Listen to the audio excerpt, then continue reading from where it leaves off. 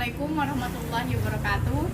Saya Laras Sagita Audini dengan NIM 195503887 dari kelas 3KA STIE Putra Bangsa akan mengobservasi suatu perusahaan yang memproduksi genteng, dan saya sudah bersama dengan Bapak pengusahanya. Dengan Bapak siapa, Pak? Nama saya Sunardi alias Ceun. Ada aliasnya ya. Jadi di sini kita mengobservasi ya, di sini ada bahan bakunya ya Pak ya. Bahan baku sebelum genteng itu diproduksi. Ini nama bahannya apa Pak? Ini nama bahannya kue. Kue? Ya. Ini semacam tanah liat atau bukan sih Pak? Ya, tanah liat yang sudah dimolen, diolah lah. Berarti ini kayak itu nggak Pak? Beda ya sama kayak tanah di sawah, lumpur di sawah itu beda atau ini Pak? Nah ya, ini lumpur yang di sawah itu dikelola, dimolen, diproses, jadinya kayak ini sebagai bahan baku genteng. Oh seperti itu. Oh iya. Jadi dari bahan baku ini dibawa sama pekerja Bapak untuk diproduksi ke sana ya Pak ya. Jadi sebelumnya dia dipres harus diangin-anginkan dulu seperti itu. Oh gitu Pak. Jadi itu fungsi untuk digituin itu untuk dianginkan ya Pak ya. Dianginkan supaya tidak terlalu lembek, supaya hasil gentengnya itu bagus, padat. Oh seperti itu. Jadi kalau terlalu lembek tanahnya, nanti gentengnya kurang padat karena pori-porinya terlalu lebar, penguapan air. Oh seperti itu, jadi gampang pecah ya Pak waktu dipakai seperti itu. Jadi seperti itu ya teman-teman. Jadi bahan baku itu sebelum diolah pun harus dianginkan dulu biar apa? Biar ya sebelum dipres gitu ya. Sebelum dipres itu harus dianginkan dulu biar dia tidak gampang retak atau pecah. Seperti itu ya. Oke, kita lanjut. Jadi ini nanti dianginkan. Setelah dianginkan berapa hari itu Pak? Ya kira-kira di tangan itu tidak lengket lah. Oh seperti itu iya. Sudah yang tujuannya diangin-anginkan itu supaya tanahnya itu tidak lembek lah, istilahnya mengkal. Jadi setelah nanti diproses, genteng itu jadinya dia padat. Oh iya tidak gampang jadi pecah. Jadi pori-porinya itu tidak terlalu lebar lah. Oke Pak, siap. Jadi gentengnya itu jadinya keras dan kuat. Oke Pak. Ini mesin untuk apa ini Pak? Ya ini alat yang untuk ngepres. Oh ini yang Bapak maksud tadi ngepres ya? Untuk ngepres ya. Oke teman-teman bisa lihat ya. Ini itu berarti ini itu ya Pak? Apa ya, mesin utama Bapak yang untuk ngepres ya? Ya, proses model pengepresan sekarang itu ada dua macam. Iya Pak. Yang satunya ini manual. Ya. Kalau yang satunya itu pakai hidrolik. Hidrolik itu ada lagi lainnya. Ada. Ya agak lebih modern lah pakai hidrolik. Pak. Oke. Ini kita bisa lihat teman-teman ya. Bapaknya baik banget. Langsung bisa dipraktekkan. Kita diliatin gimana proses genteng itu sebelum jadi. Jadi inilah mesin utamanya. Jadi sebelum tadi kan bahan pertamanya tanah sawah yang sudah dimolen, kemudian dianginkan terlebih dahulu, kemudian dipres seperti ini. Jadi kita bisa lihat ya, ayo mendekat. Di sini kita bisa lihat ya. Ini kan setelah dipres nih, bahan utama yang sudah dianginkan dipres ya Pak ya. Setelah dipres itu nanti dipotong manual ya Ibu. Dipotong manual dan hasilnya akan jadi seperti ini. Teman-teman bisa lihat sendiri. Dirapihkan lah. Dirapikan ya Pak ya. Ya terus. Nanti dianginkan. Oke Pak. Oh, yuk kita ke sana. Jadi tadi kan kita udah lihat tuh, setelah bahan utama yang sudah dianginkan, sudah dipres, dipotong manual dan dirapikan ya Pak ya. Itu nanti kan udah kebentuk genteng dan itu nanti dianginkan. Diangin-anginkan, iya. Oke Pak. Dan dianginkan kira-kira berapa hari Pak? Ya tujuannya diangin-anginkan itu supaya gentengnya itu kering tidak secara mendadak. Gitu. Jadi ya tergantung cuaca dan musim. Kalau musim kemarau itu bisa nyampe setengah bulan. Wah. Kalau musim kemarau ya kan angin kering, ya Pak. sekitar 1 minggu itu sudah bisa dijemur. Oh iya Pak. Setelah dianginkan dijemur lagi, dijemur pakai itu ya Pak, matahari atau alami ya, alami secara matahari lah. Pakai matahari ya Pak. Karena ada proses. Jadi setelah dianginkan tadi di dalam itu sekitar, kalau misalkan musim seperti ini berarti itu sampai setengah bulan ya Pak? Iya. Oke, sampai setengah bulan. Tapi kalau misalnya musim panas itu seminggu cukup Satu ya, minggu Pak ya? cukup, sudah mampu untuk dikering. Oke. Dikering, dipanaskan, dipepek. Umpamanya masih dia lembek, dijemur. Biasanya dampaknya itu jelek sekali, yaitu genteng itu pecah-pecah, retak-retak. Oh, iya. Karena masih lembek dia dijemur. Oke, Pak. Setelah nanti dijemur begini, dikumpulkan dulu. Nah, ini kalau penjemuran ini berarti enggak itu ya, Pak ya? Berarti tergantung musim juga ya. Itu nanti orennya seperti itu setelah dijemur atau gimana, Pak? Oren seperti kayak genteng-genteng biasa. Itu setelah dibakar. Oh, iya. Lah ini boleh dibilang bahan setengah jadi. Oh, ini bahan setengah jadinya teman-teman bisa lihat ya. Di sini ada, kita lihat ada beberapa. Jadi ini nanti kalau misalkan ini udah hampir setengah bulan, kalau musim seperti ini, itu kalau misalkan udah kering, udah bisa tidak kayak apa ya, kayak udah nggak lengket gitu, itu udah bisa masuk ke proses pembakaran ya, Pak. Ayo kita ikutin proses pembakaran. Setelah dijemur, dia kering, ditampung dulu nih. Ditampung, tujuannya apa, Pak? Ditampung tujuannya itu kira-kira nanti masuk ke pembakaran, itu sudah mencukupi full sekitar 25.000 biji. Oh, dikumpulkan sampai 25.000. Iya, dikumpulkan selalu sebanyak 25.000. Nanti kalau sudah sekitar 25.000 dimasukkan kan sudah full lah itu tobongnya itu. Oh, jadi sebelum 25.000 Bapak nggak akan bakar ya? Ya enggak akan bakar. Oh, karena itu juga untuk hemat bahan bakar utama juga ya, Pak, seperti kayu ya? Ya bisa lah. Oke, Pak, oke. Ini dikumpulkan dulu sampai 25.000 keping genteng, dan nanti setelah 25.000 baru bapaknya untuk membakar di itu ya, pembakaran utama ya, Pak. Oh, teman-teman kita bisa lihat sendiri ya, saya sampai naik langsung nih. Ini adalah tungku pembakaran genteng. Jadi di sini tunggu sampai 25.000 keping dulu ya, Pak. Sampai 25.000 keping, dan nanti baru proses pembakaran dimulai. Nanti kayu-kayunya dimasukin di bawah ya, Pak. Oke teman-teman, sini saya liatin ya. Jadi untuk memproduksi genteng itu tidak mudah teman-teman. Jadi di sini kita bisa lihat ya. Wah, saya sampai ngap. Di sini bisa kita lihat, ini adalah tempat proses pembakaran genteng. Wah, di sini. Jadi ini nanti bisa masuk sekitar 25.000 keping genteng teman-teman. Ya. Oke. Dan nanti dari bawah sini itu ada kayak kayu untuk sumbu pembakarannya. Teman-teman, setelah kita lihat tempat proses pembakarannya tadi, yang tempat itu bisa memuat sekitar 25.000 genteng ya, Pak ya. Nanti itu dibakar dengan kayu. Nah, kayunya itu dibutuhkan berapa, Pak, untuk membakar genteng sampai 25.000? Ya kalau perhitungan rupiah, per bijinya itu sekitar 450 rupiah. Oh, berarti biaya buat bahan bakar.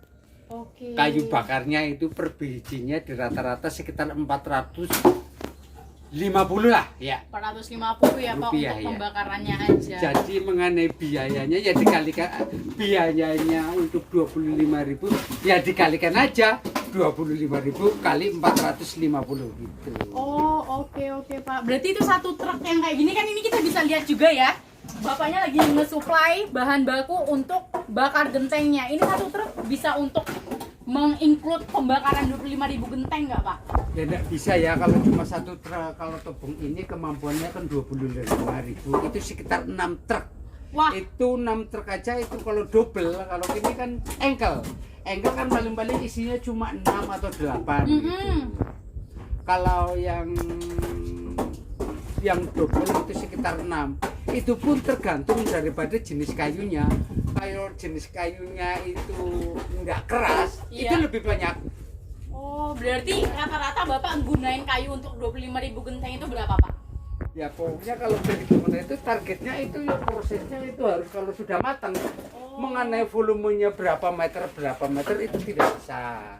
Yang jelas biasanya pengalaman saya per bijinya itu sekitar 450 rupiah lah. Tahunya biaya kayak gitu.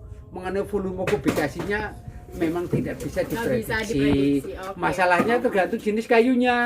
Kalau jenis kayunya keras boleh lah bisa, kalau tapi kan pembakaran yang kemarin sama yang akan datang kan tidak sama kayunya jadinya. Iya benar Pak, benar. Nah proses pembakaran itu berapa lama Pak? Kalau proses pembakaran kalau yang sudah itu sekitar 22 jam lah. Itu pun tidak bisa untuk buat patokan.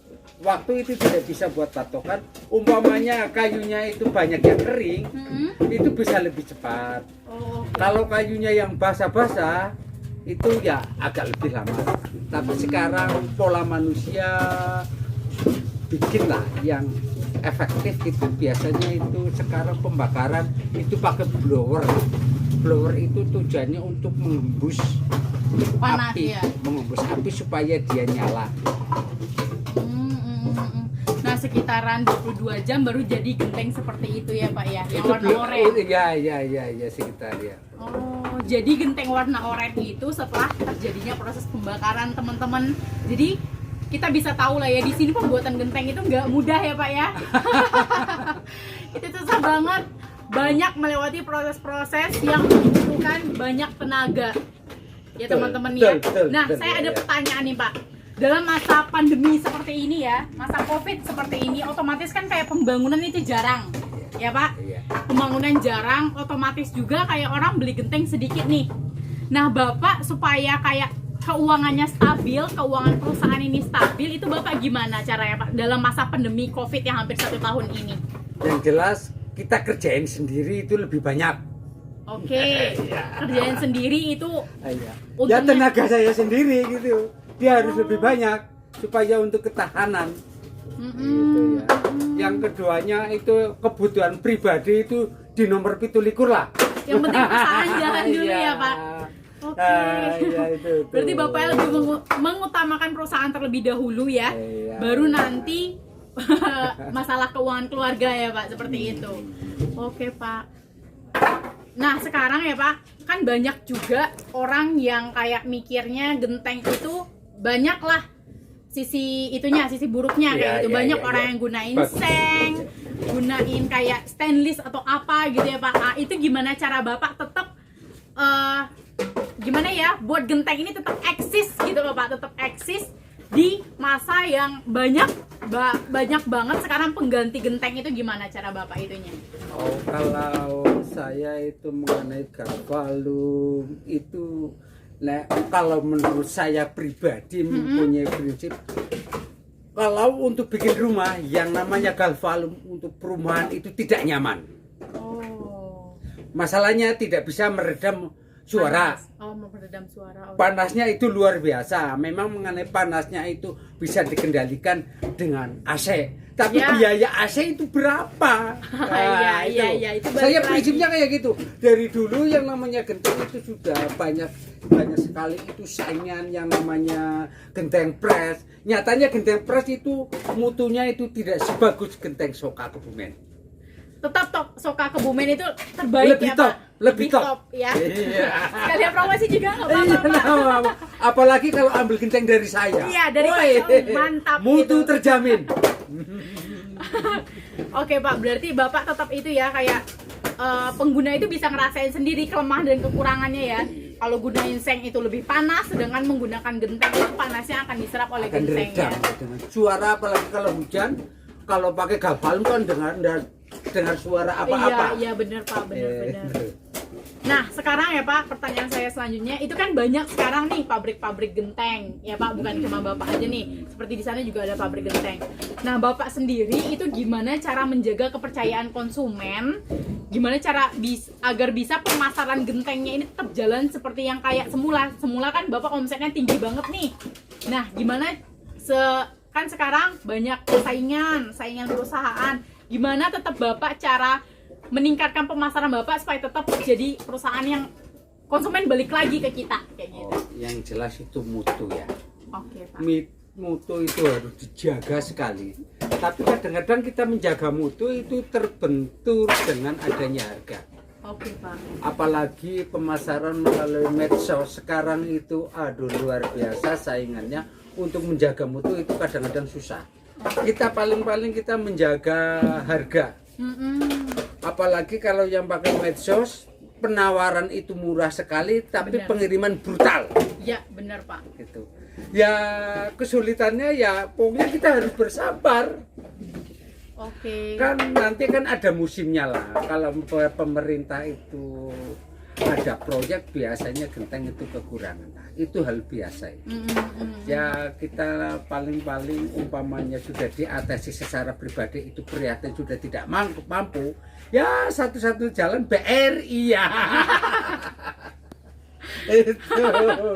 Jadi Bapak tetap cara menjaga eksistensi itu menjaga mutu ya Pak ya. Tetap mutu, iya. Jadi kalau misalnya konsumen udah beli mutu di perusahaannya Pak Ceung ini tetap terbaik di antara perusahaan-perusahaan di Kebumen ini. Jadi balik lagi ke kita. Jadi seperti itu intinya ya Pak ya. Oke Pak, kalau boleh tahu ya, itu kan Bapak otomatis pemasarannya udah sampai mana ini Pak yang paling jauh? Begini gimana ya, kalau pemasaran itu saya ya pernah kirim ke Serang, Banten. Iya, Jawa Barat juga pernah, tapi nggak terlalu. Sekarang saya sudah tua, jadi saya itu melayani orang-orang online itulah, kayak saya cuma mempersiapkan barang aja sekarang. Oh, oke. Berarti Bapak juga pemasaran via online? Ya online, tapi kan saya tidak bisa standby terus. Karena umpamanya saya ke standby ke online terus, nanti pekerjaan saya kacau, mutu ndak karu-karuan. Iya benar Pak, benar. Jadi itu di perusahaan Bapak itu kayak ada bagian nggak sih, kayak ini bagian manajemen pemasaran nih, ini bagian tentang produksi kayak gitu atau gimana? Ada lah yang namanya perusahaan genteng itu bukan perusahaan lah, sebetulnya itu tradisional. Oke Pak. Iya. Kerajinan lah gitulah. Kerajinan ya Pak ya. Kerajinan yang bisa mendapatkan hasil uang. Yang jelas itu membuka lapangan pekerjaan buat lingkungan ke masyarakat. Ya, kalau keuntungan, wah itu enggak seberapanya lah. Oke Pak, berarti bener, Bapak di sini ngerekrut karyawannya dari ya terutama itu lingkungan sini. Kalau lingkungan sini enggak ada ya nanti ya merekrut siapa yang mau lah. Umpamanya dia tidak mau kerja di genteng saya, ya kerjain sendiri. Itu lebih sehat. Untungnya juga akan lebih besar. Mengenai keuntungan itu nomor 2 lah. Bener. Iya. Mutu yang terbaik ya Pak ya, tetap ya. Iya. Kalau boleh tahu itu sebulan Bapak bisa dapat omset berapa juta Pak? Kalau dihitung duit tidak bisa lah. Kalau saya yang penting saya itu targetnya itu kenyang. Oh Bapak targetnya kayak gitu ya? Targetnya kenyang. Kebutuhan keluarga terpenuhi seperti itu. Kalau ya, target berbentuk duit, omset itu berbahaya lah. Nanti bisa frustasi, gede nggak laku-laku, kelaparan, wah itu. Kacau perusahaan ya. Iya. Pokoknya targetnya kenyang gitu aja. Oke, kenyang dan keluarga terpenuhi. Nah, ya kayak gitu. Karyawan tidak terbengkalai makan. Oke Pak. Berarti di sini kita bisa lihat ya, di manajemen pemasaran di sini itu jelas sekali Pak Ceung ini bisa juga tetap menggunakan via online, karena via online ini kan sekarang sedang marak-maraknya ya, sedang naik-naiknya. Jadi Pak Ceung juga mempromosikan gentengnya via online, tapi tidak 100% ya Pak ya, berarti ya sekitar 30%-an ya. Tetap Pak Ceung menomorsatukan kualitas, dan kualitas itu nanti konsumen akan datang lagi kepada Pak Ceung. Seperti itu Pak. Nyatanya habis barang. Nyatanya habis barangnya, dari 25.000 tinggal segitu ya Pak. Konsumen tetap balik karena mutu genteng Pak Ceung tetap nomor 1 di Kebumen. Seperti itu. Jelas ya Pak. Itu berarti yang udah itu ya Pak. Itu BS itu. Barang BS. Ya, jadi genteng itu satu topong itu dipilah-pilah itu ada 5 macam. Oke, ada 5 macam. Iya. Ada KW1, KW2. KW1 itu ada 2 macam. KW1 kuning sama merah merona. KW2 itu ada 2 macam. KW2 muda sama KW2 tua. Oh, gitu. Itu mempengaruhi kualitasnya Pak? Ya, mempengaruhi kualitas sama harga. Oke, berarti yang lebih murah itu akan lebih cepat retak atau seperti apa Pak? Yang jelas kalau dia BS itu ada cacatnya lah. Tapi harganya jauh lebih murah ya Pak ya. Oke. Untuk distribusi sendiri berarti Bapak ngelakuin penjualan sendiri atau ada reseller lagi Pak yang menjual? Ya, yang jelas ya kalau saya itu seller juga ada, pelanggan nomor 2 lah. Oh. Itu pun saya tidak senang cara seperti itu, tidak senang. Oh, tetap tidak Bapak senangnya masalah begini. kita kirim, kadang-kadang nyampe 4 truk, nyampe 5.000, 20.000 nggak bayar gitu. Oh iya. Lah itu repotnya gitu. Jadi itunya mandek gitu ya, Iya, omongan betul, mandek, modal terhambat. Jadi lebih enakan ngejual dari sini sendiri gitu ya Iya. Pak. Toh juga konsumen udah tahu dengan Bapak sendiri sebagai Betul. pengguna sebagai pemilik perusahaan ini. Jadi Bapak ini lebih mengutamakan di sini. Baiklah teman-teman, hanya itu yang dapat saya sampaikan. Lebih dan kurang atau ada yang tersinggung dengan video pembahasan saya mengenai perusahaan genteng ini, saya mohon maaf. Tetap gunakan masker, terapkan social distancing, dan terapkan protokol kesehatan. Salam sehat, semoga kita semua sehat. Assalamualaikum warahmatullahi wabarakatuh.